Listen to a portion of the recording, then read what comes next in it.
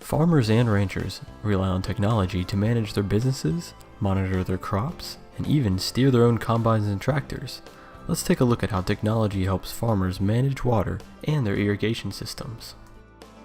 Progression in technology has just exploded in the last 5 years in terms of how we can run a machine from our phones and iPads and from our desktop and actually meet the demands of the crop and measure it in field of how much evapotranspiration that wheat plant is using that day, how much water, and we can speed up and slow down the machine to match that, or we can actually control individual nozzles on that machine now to apply specific amounts of water to specific parts.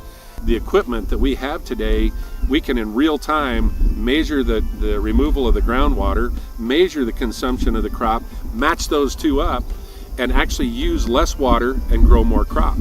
It's a phenomenal evolution in terms of how irrigation is moving. It's very site specific. So here's the app, and we're sitting at the edge of the field, and basically I can scroll right to this pivot. So right now it's telling me that the green is on and blue that it's pumping water, and I'll go to a bigger picture here.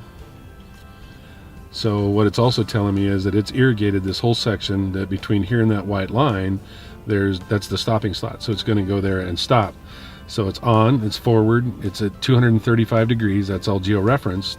It's running at 90%, 51 psi out at the end, and the end gun is on, and then that signal strength. But it tells me the commands that were last sent to the machine. It tells me all the readings. It tells me in real time what that machine is performing at. I can actually speed it up and slow it down from right here. I mean, I can start it, but I can just step right in here, and I can be at this thing in a few seconds and know the direction. I can know what it's doing. And so we can start to collaborate and look at the application of water in real time to specific parts of the field and to specific parts of the crop.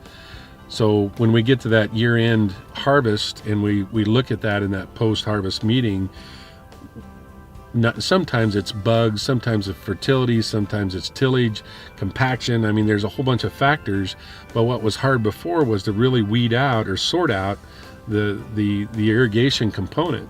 Well, now, because we're tracking all of this, we're able to look at and be able to capture it and utilize that layer and say, maybe this had something to do with what the change was at the field level.